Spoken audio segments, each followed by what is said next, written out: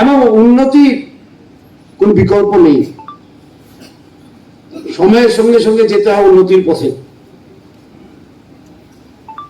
From the past we can learn, we cannot live in the past.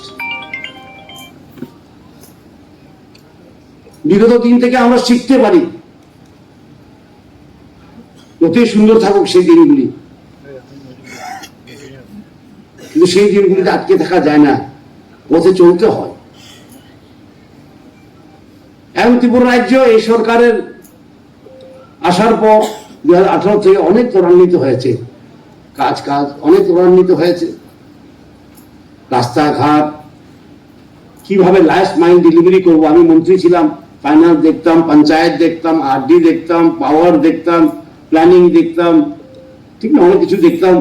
এবং আমাদের প্রচেষ্টা সবসময় ছিল কি, how to go to the last man, শেষ ব্যক্তির কাছে কিভাবে উন্নতি পৌঁছে দেওয়া যায়,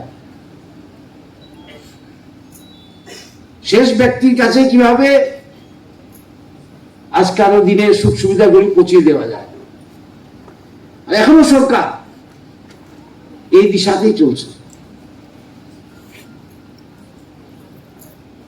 development to the last mile, delivery করা,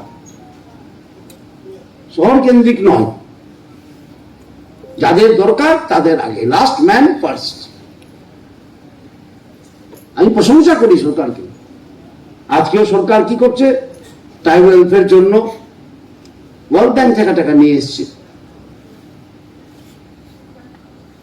আমি ছিলাম তখন ফাইন্যান্স মিনিস্টার, 1300-1400 কোটি টাকা ওয়ার্ল্ড ব্যাংক থেকে নিয়ে আসা, এবং সেটাকে কাজে লাগানো শুধুমাত্র ট্রাইবাল ওয়েলফেয়ারের জন্য, সেটা হয়তো ইতিহাসে নেই।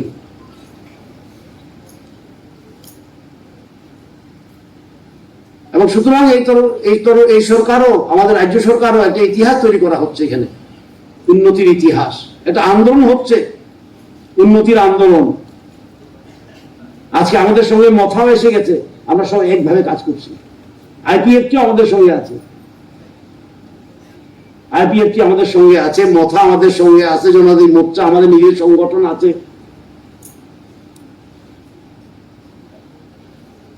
সুতরাং আজকে সব ডেভেলপমেন্টের পক্ষে আছে।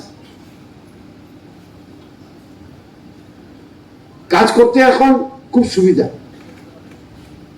কিন্তু কাজ করার জন্য প্রথম শর্ত হলো শান্তি। Without peace they cannot be any development. শান্তি রাখা, সম্প্রীতি রাখা, এবং সরকারের উপর বিশ্বাস রাখা, নেতৃত্বের উপর বিশ্বাস রাখা, এতটুকু থাকলেই কাজ করা যায়। তাই আপনাদের কাছে আমার এই অনুরোধ থাকবে, হয়তো আবার কবে আসবো ঠিক নেই, এখন তো সাংবিধানিক পদে আছি, আরেকবার থেকে আসলেও স্পিচটা পরে বলতে হবে।